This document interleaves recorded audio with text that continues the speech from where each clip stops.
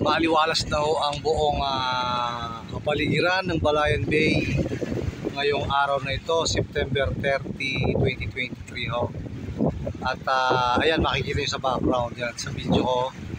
Yan ho yung Kalaka, yung power plant yan. So yan ho, kahapon ho ay hindi ho makita yan dahil ho sa dami ng smog na pumunta ho dito sa parte ng Balayan Bay.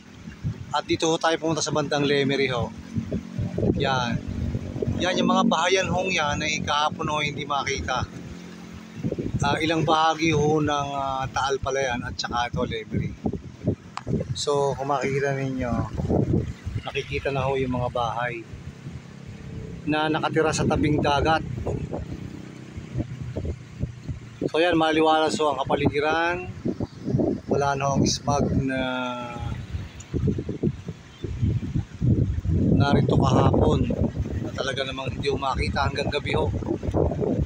Ayan, dito naman tayo sa parte nga Kalatagan ho. Yan, yan, lagi ho nakikita yung buntok na yan eh.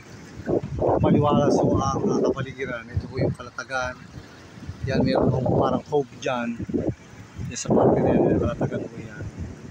At dito naman mo sa parting Tingloy, hindi ko makikita yung lugar na yun. Pero yan, katulad ho nito, dito sa parte ng San Luis naman ho, at saka po itong sa likod po niyan, Bawan na eh. Yan kahapon ho, ano yan, kulay blue.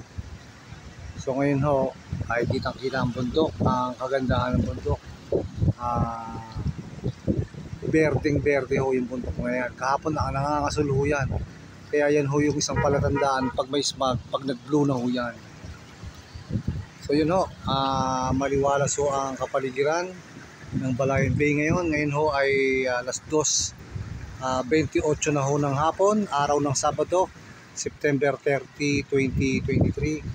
Maliwalas ho ang kapaligiran na wala na ho yung smog na sinasabi. At tanaw na ho ang kapaligiran ng buong Balayan Bay. Ayan, palihudo sa bundok na yun, nakikita na ang kabundukan na kulay berde. Pero kahapon ho, yan ho ay kulay light blue. Ayan. So yan ho ang sitwasyon dito sa Balayan Bay. Wala na hong smog. Siguro medyo humina ho yung paglabas ho ng asupre na gagaling ho sa Taal Volcano. So ganoon ho kalawak ang nagiging epekto ng asupre o smog na napunta ho rito, nadulot ho ng bulkan. Ayan. So isang mapagpalang araw sa inyong lahat, and God bless.